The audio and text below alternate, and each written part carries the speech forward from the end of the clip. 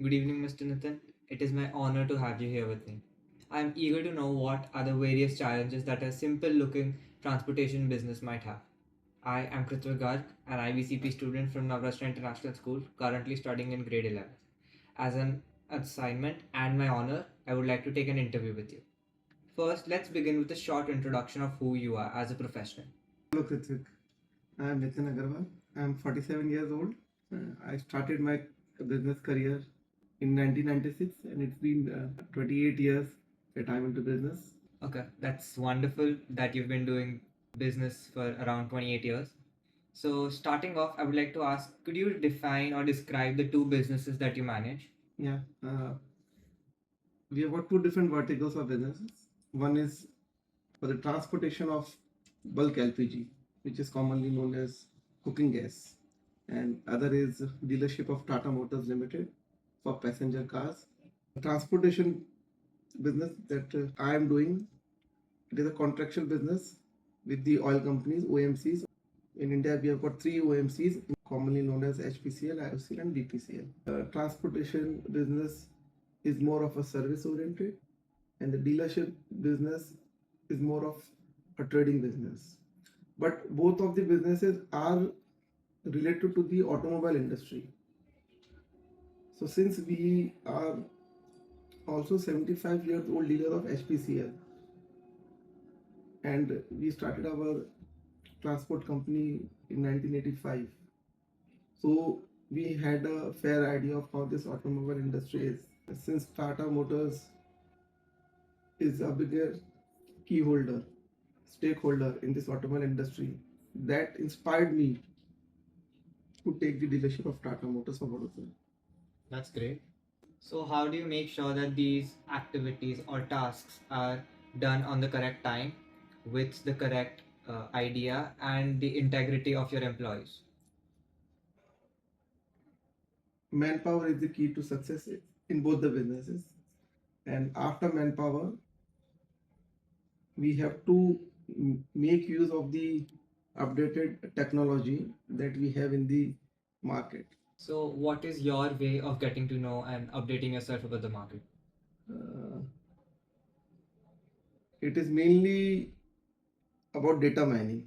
Since we are in this business for more than a decade of my dealership business, we have got the data of how much would be the sale in a particular month or on a particular festive season. So, you having such a big crew in both the transportation and automobile and dealership business combined, how do you ensure accountability in both these businesses? Uh, there is a hierarchy maintained in both the businesses. In my dealership business, if we talk about the sales vertical, uh, there is a salesman,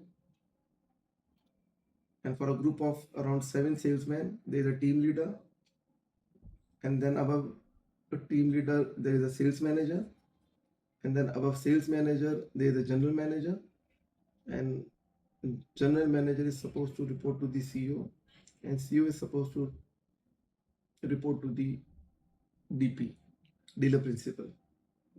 Similarly, in service vertical also, there is a floor staff, technicians. Technicians are categorized into L1, L2, and L3, depending upon their skills.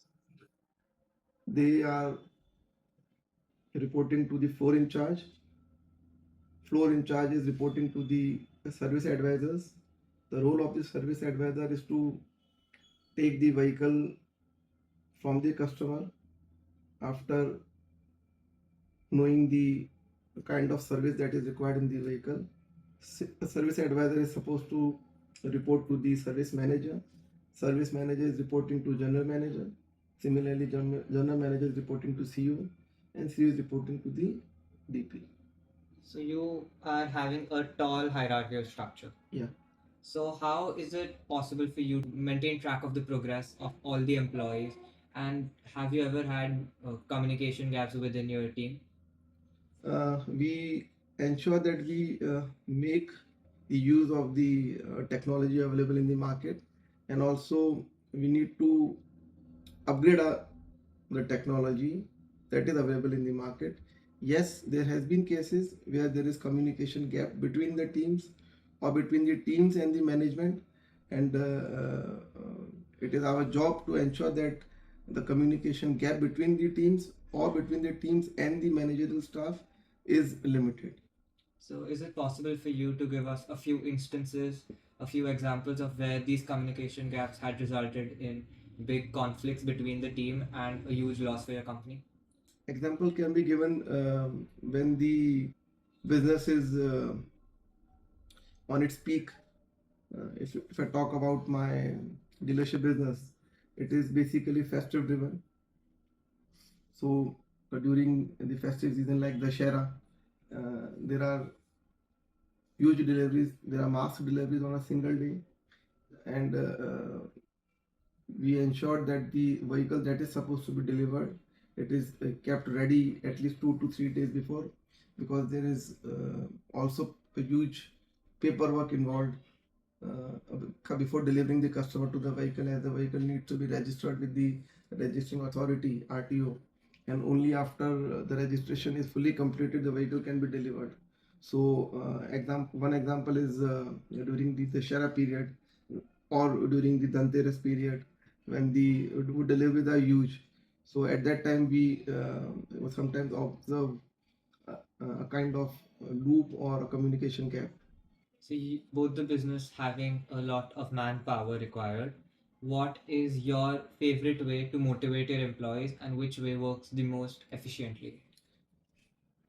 Transparency with the employees plays a pivotal role.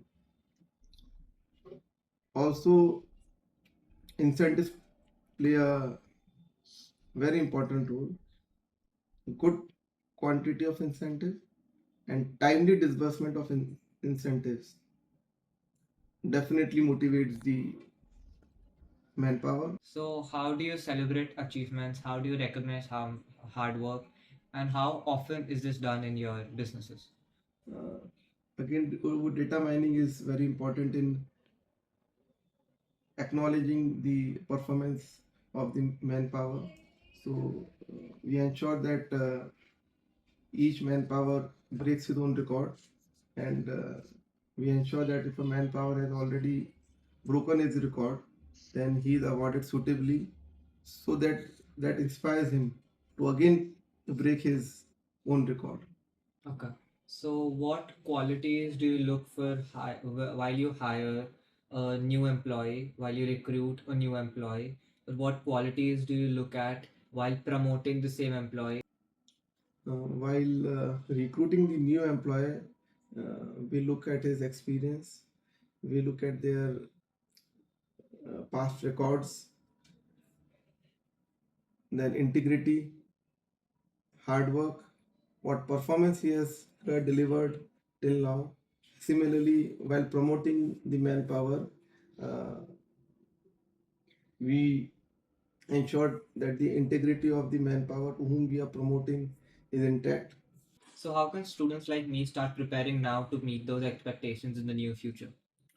Students like you should try to explore the opportunities available in the market, try to engage yourself with more and more brands, with more and more firms, along with the diversity, so that the practical knowledge that you shall be getting through internship will complement the theoretical knowledge that is being given to you from your university. Looking back at your journey, is there anything you wish you would have done differently or known before?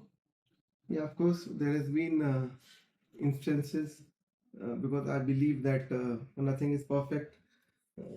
If I speak about my transportation business, um, we are primarily dealing with the OMCs, oil marketing companies, but we also had the privilege to work with an Australian company, Kane Energy Limited. Uh, During our working with the Kane Energy, it was a different experience. The way they were using the technology, that helped us in increasing the efficiency of our transportation business. So yes, we feel that had we known or had we used that technology earlier, then it would have helped us in getting our growth faster. Lastly, any advice that you would like to give young people who want to enter the logistics or automotive industry? Yes, I would like to give advice that patience is the key to success in any of the businesses. So, whatever you plan, you should plan on a long term basis and not on a short term basis. And right quantity of funds is very important in any of the business. The funds should neither be very scarce or the funds large funds should also not be at the disposal of the organization, because that leads to the leakages. And you should uh, know the viability of the business that you are entering into. So the key to success in the business is patience and data mining. Thank you so much, Mr. Nitin. I've learned a lot from this interview, and thank you for having me. I hope we get to chat a lot. Thank you. The pleasure was all mine. Good afternoon, everyone. I am Kritvik Garg. I am an IBCP student from Navrashtra International School, Vadodara. As my keen interest in the banking industry and an assignment for my CRS subject, and I'm here with Miss Mini Kumar, who is the regional head for ICICI Bank for Transaction Banking Group for Central Gujrat. So, could you briefly describe the core business of your bank and the services that ICICI Bank offers? Yeah, of course. As all of you know, ICICI Bank is into retail as well as corporate banking. So in retail banking, we offer all the services as you all do with as individuals. You know, your saving accounts and your credit cards and your personal loans and car loans and stuff like that.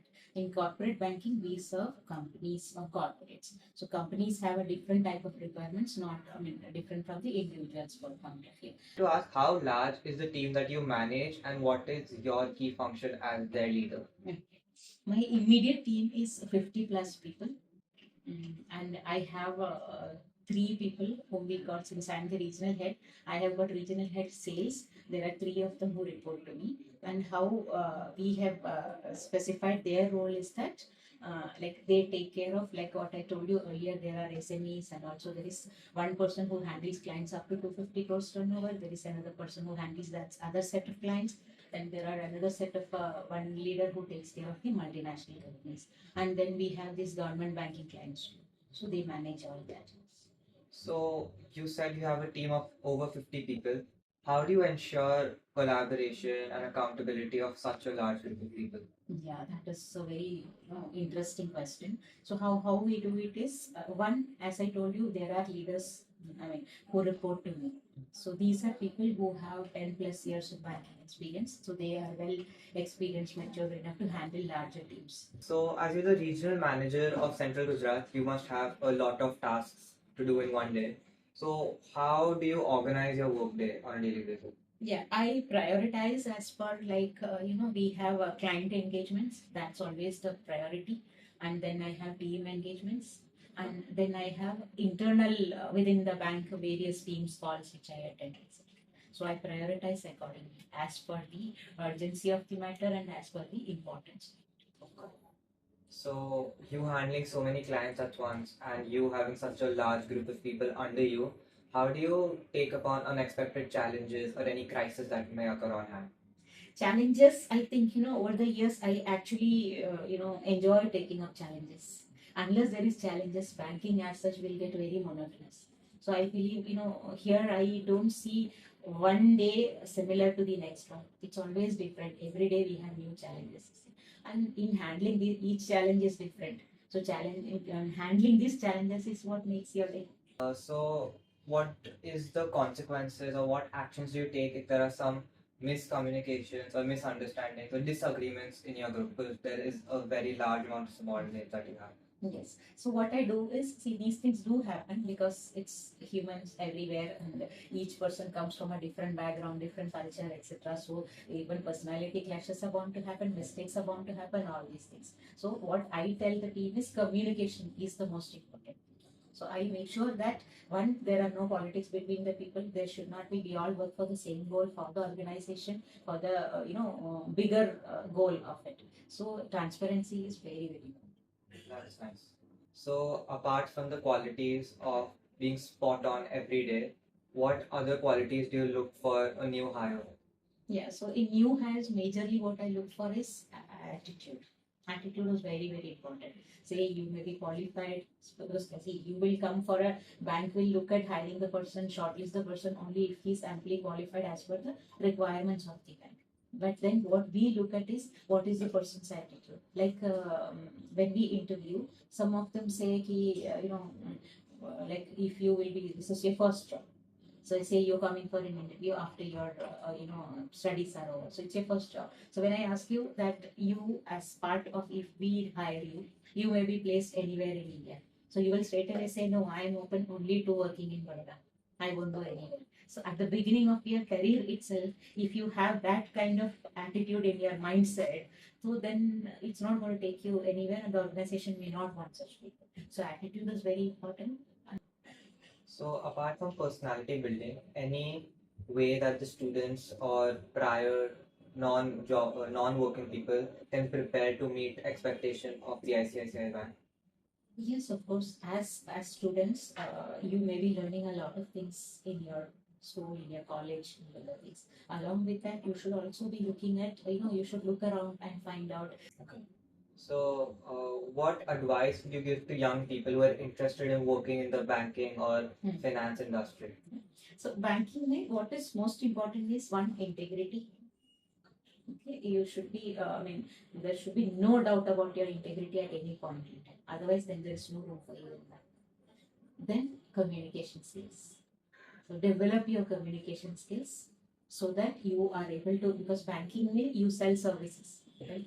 There is no product, there is no physical product. So to sell any service, you need proper communication skills. So keep developing on your communication skills. And then most important is your attitude. Okay. So your attitude, like what I told you, should be ready. If the bank says, or if this bank or any other bank says you will be posted in Kashmir for this, you should be ready for it. At the start of your career, you should be ready to face whatever the organization tells you. Towards the end, I would like to ask, looking back to your career, looking back to the very long experience that you had with the banking industry, is there any change that you would have liked to be made in your life, or any decision that would have done differently than you have right now? Like, to answer that question, earlier I used to be very task oriented because I was working in a junior level. And the more when you grow, you get leadership skills. So then what you look at is you look at your team as a whole and how to lead the team, etc. So that change has come. So I always feel like when I started, if I have been rather than being very task oriented, if I had also looked at the larger things and understood it in a broader way, it would have been better. But of course, no regrets. I'm really happy where I am, and I'm really happy for the organization to be recognizing my efforts. That's wonderful. The last question I would like to ask you is: were there any challenges that you faced, and if yes, how did you overcome them in the start of your career? If you ask me challenges, yes, quite a few challenges I used to face. At that point in time, there were not many women who were working in this. Like, I have found many times, like in a whole conference room, I'm the only lady, the rest are all men. So I used to feel a bit odd at those point in time. Then over a period, I completely have overcome that, because how does it matter? The gender doesn't matter as long as you have the knowledge or you have the willingness to work, and the organization has placed you in where you are. So it doesn't matter which gender you are. Thank you so much for having me here, Miss Minnie. Thanks, And Kritvik. Thanks, Kritvik, for talking to me. So it was really wonderful talking. I had great fun as well. Thank you so much, ma'am.